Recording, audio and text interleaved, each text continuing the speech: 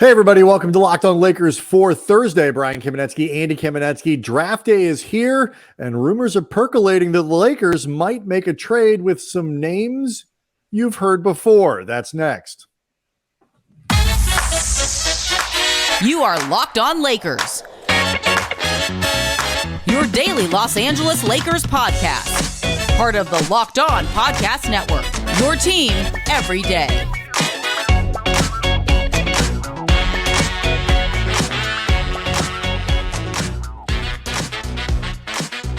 Thanks to everybody for making Locked On Lakers your first listen of every day, Monday through Friday, no matter how or where you get your podcasts. It's always going to be free, never behind a paywall. Locked On Lakers on YouTube is where you can go to hang out with over 17,000 subscribers as we push towards 18,000, Andy. People all talking on the Locked On Lakers YouTube page with us, with each other, leaving comments. Please leave us questions. Be part of the show. We'd love to use that stuff. That comes from the comment section in the show itself. Everybody, of course, excited about tonight's draft, wondering what the Lakers might do. Want to let you know that today's episode is brought to you by Bird Dogs. Go to birddogs.com/lockedonnba, and they'll throw in a free custom Bird Dogs Yeti style tumbler with every order. So you get yourself a pair of shorts and a tumbler. So plenty to get into today. A big trade that was and then wasn't and then sort of is maybe, but in all of it impacts the Lakers, the downstream impacts there. So we'll talk about that. But first, we got to start with the draft. It is tonight. We have previewed it in a bunch of different ways with a couple different people. And as we get close, Andy, the trade rumors are starting to percolate a little bit more. Jovan Buha at The Athletic writing on Wednesday that there is some gathering momentum behind the Lakers potentially making a deal. And of course, if it's a trade season, it means Buddy Hield is going to be connected to the Lakers, because you cannot have one of those without Buddy Hield. Yeah, some of the names that Jovan mentioned that could have been connected to the Lakers: Buddy Hield, as you mentioned, Myles Turner with the Pacers, Dorian Finney-Smith and Royce O'Neale with the Nets. He had Gary Trent Jr. and Kristaps Porzingis mentioned there, but Porzingis, it appears there's a lot of work being done to get him to the Celtics. So for the time being, I'm treating that as quite unlikely, even acknowledging none of this may happen. Well, yeah, Thursday morning, he's not coming down. I mean, the idea that even if he doesn't, the Celtics, there's a Porzingis there's a deadline that will come before, probably before this is even live. It's definitely before this is live. Yeah. So the point being, it's going to be really hard for him to get to LA, even if he doesn't end up in Boston. But the point, though, with a lot of these things is just, and Gary Trent Jr., just so people know, he surprised a lot of people by opting into the last year of his contract with the Raptors. Mm-hmm. And I don't remember who it was, but it was reported that he and the Raptors are actually looking to get a new long-term deal between them. Right. Obviously, we'll see what ends up happening with that. But Trent is somebody who actually has been connected to the Lakers before, but it seems like for the time being likely to stay in Toronto. It makes it a little easier to trade for him if that's what they wanted to do, because you don't need to do a sign and trade at that point. But like you say, the reports are that Trent. Well, if they do an extension, though, you can't trade for him. I think for but I'm saying you do it before. You would do before the extension. They would trade him, and then the next team could extend him. Is all I'm saying. Like all of it seems very unlikely anyway. The names that I thought were really intriguing, and this would be obviously the Lakers giving up the 17th pick. Probably Mo Bamba and Malik Beasley, the two most common names that are thrown out there as trade ballast for the Lakers in any deal, regardless of who it is. Those are the names that are most commonly put out there. If the haul were particularly large, perhaps the Lakers would have to add a little more salary from somewhere around the roster. They'd have to figure that out, or involve a third team, or maybe add another draft pick later on, once they're, because they now it's, 29 they can trade again, something like that. What's funny about it, and I think we were talking before the show, it is more likely to be one or the other between Myles Turner and Buddy Hield. Those two combined make about $39 million, and obviously have some value around the league. But it would be kind of crazy Andy, if after all of this, a year later, the Lakers actually execute the deal for Myles Turner and Buddy Hield after reconstructing the team, going to the Western Conference Finals, jettisoning Russell Westbrook and all that, they still end up with their dudes. If that happens, I mean, I will officially have a much higher level of respect for Rob Pelinka and how this all turned out. That is just a matter of waiting for the right time to make your move, I guess. I mean, he would be adding Turner and Hield to a better team. Yes, that would feel absolutely. Like if you truly are looking to go all in, like this is much more of an all-in team. If, say, theoretically, Austin Reeves is back, Rui Hachimura is back, maybe even D'Angelo Russell's back, that is a much better team, I guess, to make that sort of a commitment to Hield and Turner. Should also be known, though, adding a little bit of intrigue in this, the Nuggets and Pacers did a picks deal earlier today where Denver traded a 2024 first and a 2023, today's draft, the 40th pick, to the Pacers for the 29 and the 32. Denver anticipating Bruce Brown could be gone. They can only pay him so much. They're loading up. They're looking for access to cost-controlled young talent. They hope they can find another Christian Brown. But that makes it now so the Pacers only have the 26, I believe. 7. They also have the sale. They have the 7 and the 26, I believe. Well, in terms of picks that I think they're actually. No, but it's relevant. But the extra pick matters, and we'll get to this. We'll focus more on this in the second segment. It matters in the sense that they can do a deal. They can do a deal, but it also, like, the Lakers were one of the teams that, like, if they traded back, Indiana, if another team wanted to jump up, Indiana had extra picks that they might use to jump up higher and take the 17 from the Lakers. Maybe the Lakers take both Indiana picks in a second round or something like that to move back in the draft or something. Obviously, Indiana only has one pick now behind the Lakers, which impacts that potential math. So because again, the 7 is off the table for the Lakers for anything they can offer. And it's relevant too in the sense that Indiana, it indicates at least that Indiana is potentially less interested in having extra picks this year. I think they had 5 to that point. There's only so many players you can add to a roster. So we'll get to that in a second. If you had to, it is more likely, as we've talked about, we were talking before the show, that if the Lakers are dealing with Indiana with Beasley, with Bamba, with that 17 pick, it's either for Hield or Myles Turner. Presumably Turner would cost you more, better player, signed to a deal, all that kind of stuff. Which guy would you want to have if you could pick Turner at a probably more elevated price or Hield at a more discounted price? Which would you take? I mean, it depends on how you're defining discount. If it means the 17th pick, I'm uninterested in Hield. I'm not giving up the 17th pick for a guy that A, I don't think is that great of a player, and B, is a rental, quite possibly because he's on the last year of his deal. And I don't want to go into a long-term relationship with Buddy Hield if I'm the Lakers. So the 17th pick feels like too much to give up to a rental player who, as good of a shooter as he is, he's really more of a bench player, I think, in terms of quality of player than a starter. So apparently Indiana moved him to his bench. He's been a starter for most of his career, though. I don't think he's a great starter. That's just my opinion. I don't think he's a very good starter. I don't think he's a terrible starter, but I don't think he's a great starter. Anybody who's listened, the everydayers who've listened to this show over the last year or so, A, thank you, but B, no, I'm not a big Buddy Hield fan. Yeah, and I should be more precise. He has been a starter for about half of his career. Right. I didn't want to go down the rabbit hole, but I didn't think that was correct. Just to clarify, that's fine. He is not worth it to me for the 17th pick. Like, if you could get him for multiple seconds, or I guess maybe like a heavily protected 2029, I suppose that turns into something else. I guess maybe I'm willing to punt this down the line 6 years, but I'm not giving up anything of immediate value like the 17th for Hield. Let's talk about Turner though next, because he's a name that when you start talking about potentially transformative players that are out there where the Lakers could improve by addition, he's probably, I mean, I like Hield a little more than you do, but Turner is probably at the top of that list. So we'll do that next.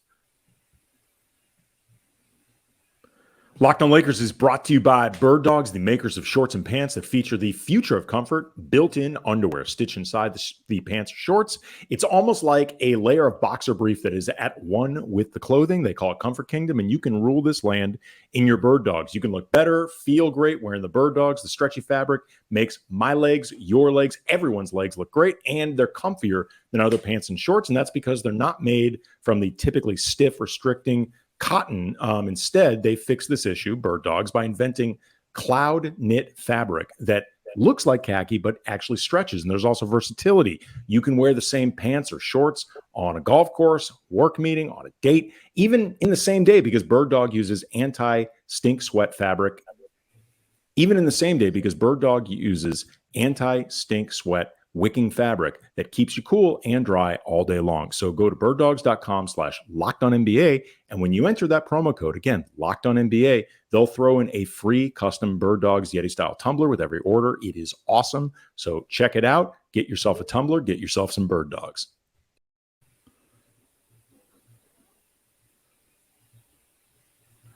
So, the Lakers, part of what we've talked about heading into the draft as the Lakers sort of get ready for the offseason and thinking about, like, there are the big name players, Kyrie Irving. We had, like, where at the very least your headliner talent can get a lot better.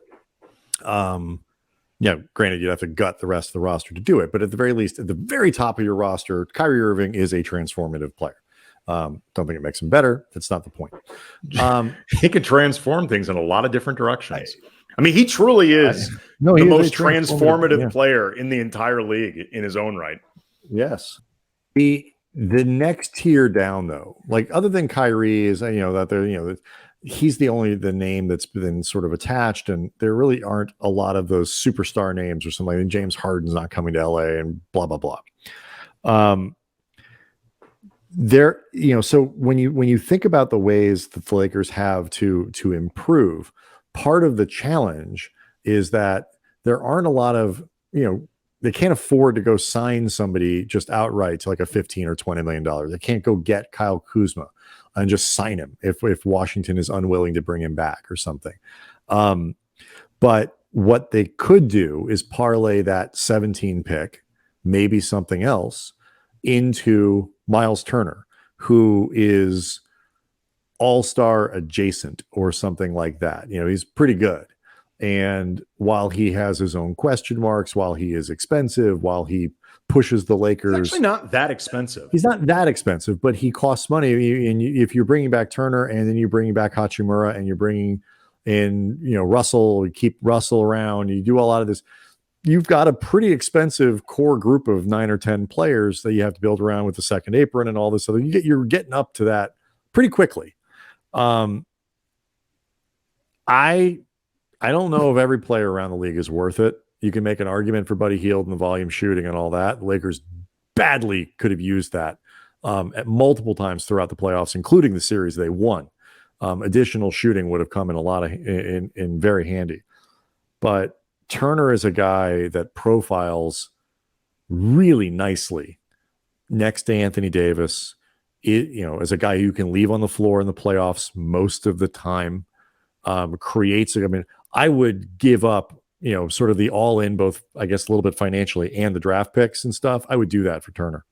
I mean, look, for better or for worse, the Lakers are all in with the LeBron era. I think for as long as either the wheels reasonably stay on it or LeBron wants to keep playing. I don't think the Lakers are going to end this thing anytime before LeBron wants to. Again, for better or for worse, because I think you can make arguments in either direction. But if you're going to do this thing with LeBron, as I've mentioned before, it's not the most practical way to build out a roster. It just isn't. It's not the most practical thing in the world to have $40-something million wrapped up in one player who's going to be 39, 21 seasons into the league. So if you're going to do this, you need to spend enough to cover all of your bases. You need to spend smartly. You don't want to just throw around money for the sake of, optics and looking like you're serious and looking like you're committed. But if you're going to do this, you have to do it. And Myles Turner, to me, would be an expense that is worth doing, both in terms of paying the guy, but also what you would give up. Like, you're definitely giving up the 17th.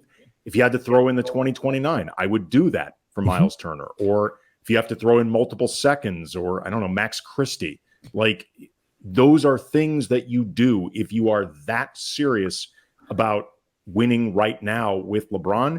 The other thing, though, that I would say with pretty much everyone we're going to discuss in possibly moving that pick, if possible, I would like to get at least a draft pick back.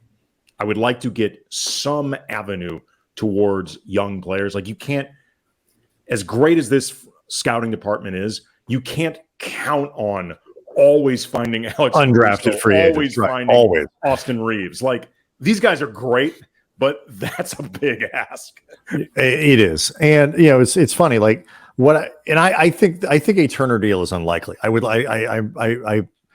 don't dwell on this because I think it's going to happen. I'm kicking the tires if I'm Pelinka and I'm checking. I feel like Hield, yes, I think you could get Buddy Hield, and for the right package, I would take him, because I think the skill set around LeBron James, after some down by his standards shooting seasons, the last couple of years, Hield down in the sort of the 36% range after mostly hovering either above or at 40%, bounced back to 42.5% last year. Yeah. So if he's playing with LeBron James and Anthony Davis, should get him plenty of good looks and would do things for that offense. No question. But what you're really deciding here, it's like we had the conversation with Mike Garcia in our draft preview. Do you go with best available or need? 97% of the time with any team, I say you go draft the best available player. The Lakers are potentially the exception to that for what you're talking about before. You have LeBron James and you need to win next year. And so if you can find a guy who can, you believe, legitimately help you win next year, even if you think 4 years from now, the guy you'd rather pick would be a better player, you take the guy who can help you win next year. And with trade targets, it's the same kind of deal. Like, what's the gap between 17 and player X? What's the gap between, and the gap between 17, your trade ballast, and, the 29 and Myles Turner is really big. Is it that big with Dorian Finney-Smith? Do you give up a first rounder for him and Royce O'Neale? I wouldn't do it for one or the other. Would you do it for both? Like some of these lesser names, that to me is where the math starts to get tough, because Finney-Smith or O'Neale, or certainly both, would improve the roster more than whoever you take at 17. But would they improve it enough to X out all of the sort of long-term considerations that you have to make? Yeah, I mean, the Lakers are in a difficult place because from the standpoint of having LeBron on this roster and there being a point to it at all, like unless deep down in the places you don't like to talk about at parties, the real reason you have LeBron on this roster is because I don't go to parties is because you're just looking to put asses in seats and you're terrified of not being relevant, which is something I do think the Lakers wrestle with, just as an ethos. And I think something that, frankly, Jeannie Buss is terrified of. If you're going to be doing this, you need to buttress what is behind LeBron much more than you would have 5 years ago, certainly 10 years ago. And those teams LeBron played on were very, very well constructed, very well buttressed, even when LeBron was in his prime. And the reason is because winning is really damn hard. It's really, really hard. And sometimes you can lose that perspective if the team you pay most attention to and root for is the Lakers, because they've often made it look way easier than it actually is. It's very true. Hard. Let's talk about trading up, trading back. There's all kinds of rumors there, and different stuff. Plus, the news around the NBA Wednesday has a huge impact potentially on the Lakers. This deal that fell apart and it has been reconstructed, but probably without the Los Angeles Clippers involved. Really important details there. We'll get to all of it next. Locked On Lakers is brought to you by eBay Motors, and for a championship team, it's all about making sure every player is a perfect fit, and it's the same when it comes to your vehicle. Every part needs to fit just right. So the next time you need parts and accessories, head to eBay Motors. With eBay Guaranteed Fit, you can make sure every part you need fits right the first time around. Just add your ride to My Garage and then look for the green check to know that the part will fit right, or you get your money back. And just like in sports, confidence is the name of the game when you shop on eBay Motors. And with over 122 million parts to choose from, you will be back in the game in no time. After all, it's easy to bring home a win when the right parts are guaranteed. So get the right parts, the right fit, and the right prices on ebaymotors.com. Let's ride. Eligible items only. Exclusions apply. We'll do this trade up, trade down stuff in a second here, but this deal that fell apart, wildly important for this conversation around where the Lakers go.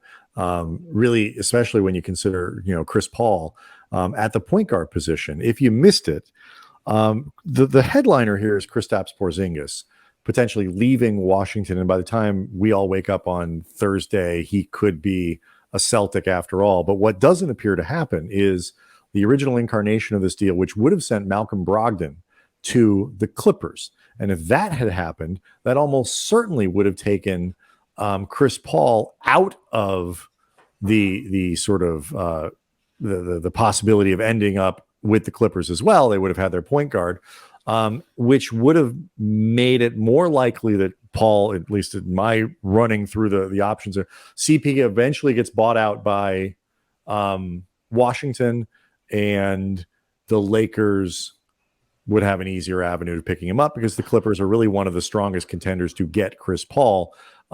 With this deal falling through, I guess the Clippers go back to being interested in CP through trading, but at the very least, we're all back to, I don't know.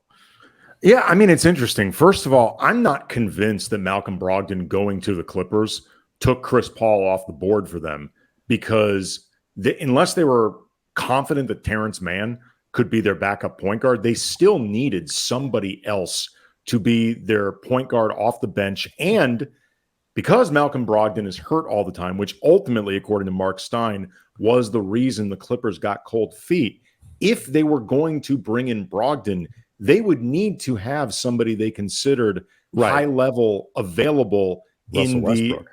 Well, I mean, look, it might have ended up involving Russ, but I don't think it necessarily took Paul off the board. Where I do agree with you, though, is Brogdon not going to the Clippers unless Chris Paul is, I don't know, like offended by this and lets it be known he doesn't want to go there now because they may have been looking to add Brogdon before him. I do think it puts a trade potentially more likely on the table, if for no other reason than there could be now more urgency for the Clippers to have access to a point guard. Well, the reason I said that is if the Clippers had acquired Brogdon, the salaries that they would have sent out would have made it harder for them to trade for Chris Paul. Not necessarily. They've got a lot of like $10 to $20 million deals. Not impossible, but some of the salaries that had been talked about would have been used up in this deal. Some, but not all. They have a staggering amount of like. Dudes. No, they got some guys. But like also keep in mind mid-price dudes they won't miss. They got a lot. Keep in mind though too, it's got to be dudes Washington will take back. Sure. So they're all expiring. It would have been a little bit potentially more complicated, but now, of course, like you say, all of that energy, if they're interested in that, can go to acquiring Chris Paul. The Lakers have zero interest, I think, in acquiring Paul at his full price. I think he is only going to be a Laker if he is released, if he is bought out by someone.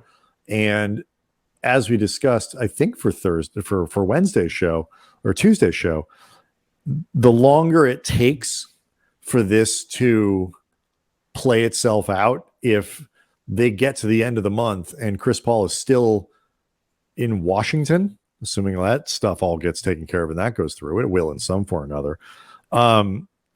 The longer it takes, the more likely the Lakers are to just be like, we have to re-sign D'Angelo Russell. And if CP becomes available later in the year and we want it, well, okay, but we have to bring back Russell. Well, we have to look at bringing back Schroeder, and we have to move on as if CP is not a choice.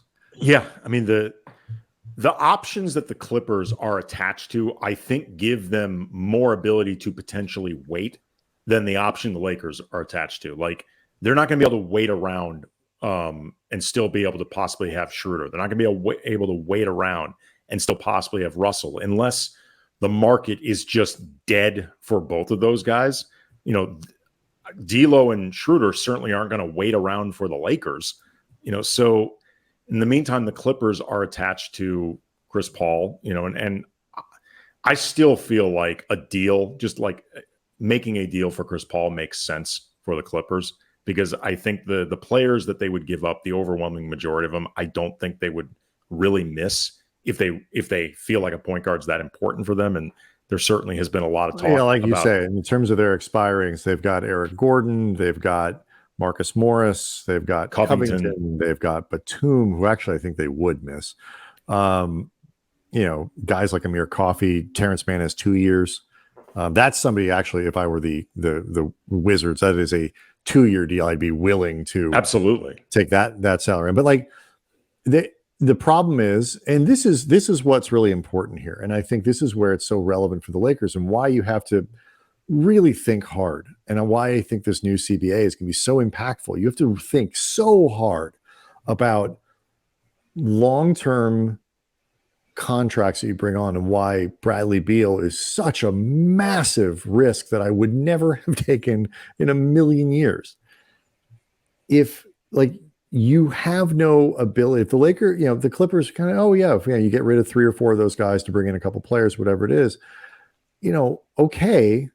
But the lesson that I think that we learned through this season was, like, you need players, you need dudes on your team. And if you're still going to have Kawhi Leonard and Paul George, and then Chris Paul as the nucleus of your team. Although it's interesting, there are reports that they may be interested in trading Paul George.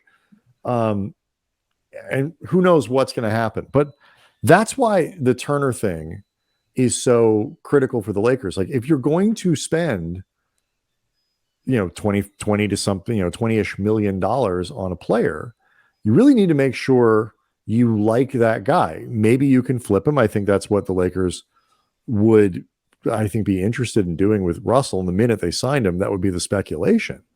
But he's used to that. He is. No, he'll be, you know, he won't blink. But you have to be, if anybody you take on, you have to be willing to say, this is a player that we are happy to have over the course of his career. And so for a guy like Myles Turner, absolutely, I think qualifies in that regard. You know, other guys, maybe less so. But Turner would just be, if Turner fills that sweet spot of good player, relatively reasonable salary. And, you know, if I'm Indiana, I'm asking for a lot to get him back, and I'd be really tempted if I were the Lakers. What do you think they're going to do before we go? Like, what do you think happens? Do you think they make a trade? Do you think they use the pick? What do you think? Because I think I've been kicking this around to myself like all day. I mean, look, these reports fluctuate so much, because we've seen reports that they are far more inclined to use the pick, and we've seen reports that they are far more inclined to trade the pick.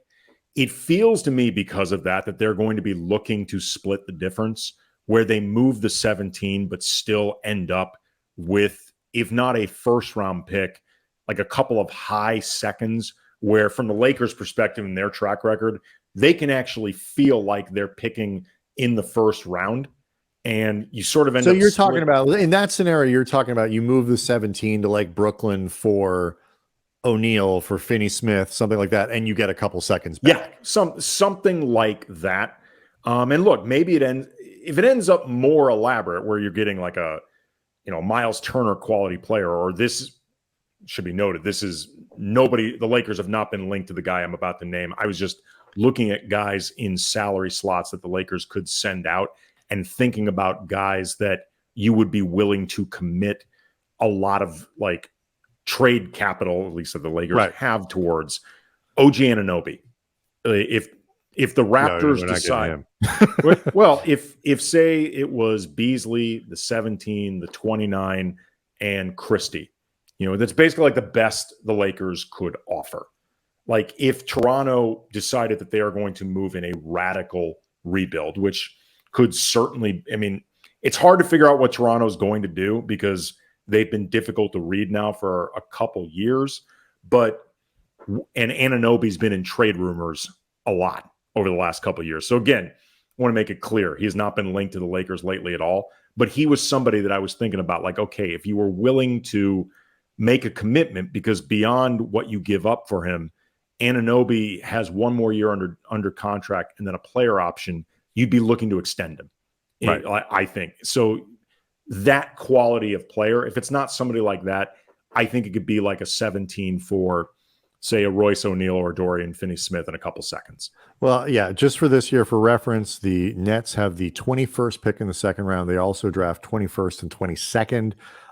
That offers some flexibility and maybe some things to do. Indiana, you mentioned, they traded the 29th, correct? Or did they trade the 26th? They still have the 26th. They still have the 26th. So they have the 7th, the 26th, the second pick of the second round, which I'd be shocked if they traded, because that is an exceedingly valuable pick. Mm-hmm. But like I said, maybe if the Lakers give up 2 first-rounders, you ask for that, would that be the 32nd pick or the 33rd pick or whatever the draft, and you get that. So, it is – I feel like they're going to move that pick. I think they're going to get a ready-made player there. Actually, I think if they don't, I actually see them maybe trading back. I feel like if they can't get a guy who they think will step in right away and help them, whether that's by leveraging the 17 to get an established player, even if it's Buddy Hield. Buddy Hield will help them. I think they'll actually trade it back and try to stock up on a few extra players that they can then use later on as potential sweetener in other deals. But we'll see. We of course will be on the network talking about the draft, reacting to what they do. We will obviously have a show for you for Friday morning, quick reaction and all that stuff to who the Lakers draft, and then next week we're going to try to get some of our friends, guys like Mike Garcia, back on the show to tell you who it is that the Lakers drafted and whether or not they did a good job. This is assuming they actually draft players. Locked On Lakers on YouTube is where you can go to see the show, hang out with us, and leave your questions and comments, be part of the show. And we will see everybody Friday.